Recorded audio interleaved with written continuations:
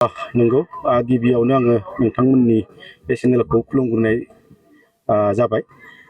नंगौ जोंनि बे सेङाजान ओनसोल जिथुनिखि सेङाजान बुटघाट बे ब्रह्मपुत्र दैमा हाब्रां सेराव जों दिनै जोंनि गासै बेखिनि एरियायाव जेसेबां माहारि जाथि गोष्ठियाव दङ बेखौ जोङो गावबा गावनि धोरोमखौ लानानै जों दिनै जेरै जोंनि बाथौ धोरोमजों जों दिनै आर'ज जों लादों मोनथिना लादों आरो लोगोसे बेयावनो जोंहा ब्रह्म धोरोम दङ बिथांमोनाबो जयग'नि हाबाफारिजों बिथांमोनाबो दिनैनि बे हाबाफारिखौ मावफुंदों।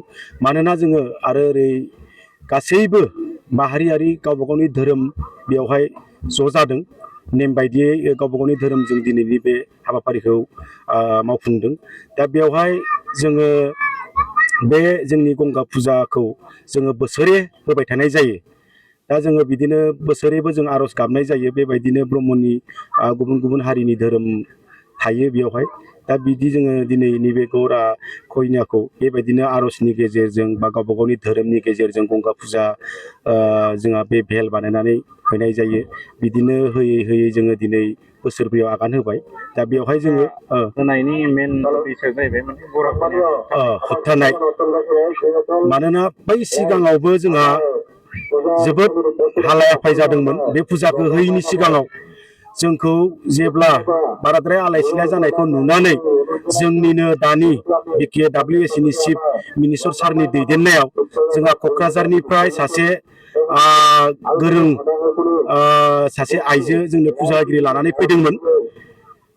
बिथांनि बै होनाय समनिफ्रायनो जोंनि दैमा बे गौरा खुरखानाया थाबथादों आरोखि जों मेगनजों नुदों आरो जोंनाव गोसोआव फोथायनाय लानानै बे फुजा होनाय लोगो लोगो गौरा कन्या थाबथादों।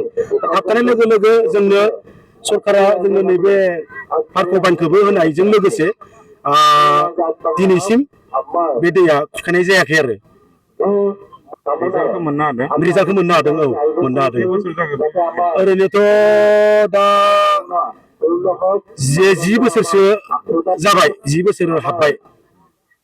आवगाय सिगाङाव बेबायदिनो बेबायदि आयदाखौ होयैयाव बेबायदि फुजाखौ होयैयाव गोबां जायगा लाइ लथर गैयै जोङो दैमाजों खुरखानानै होखारजादों।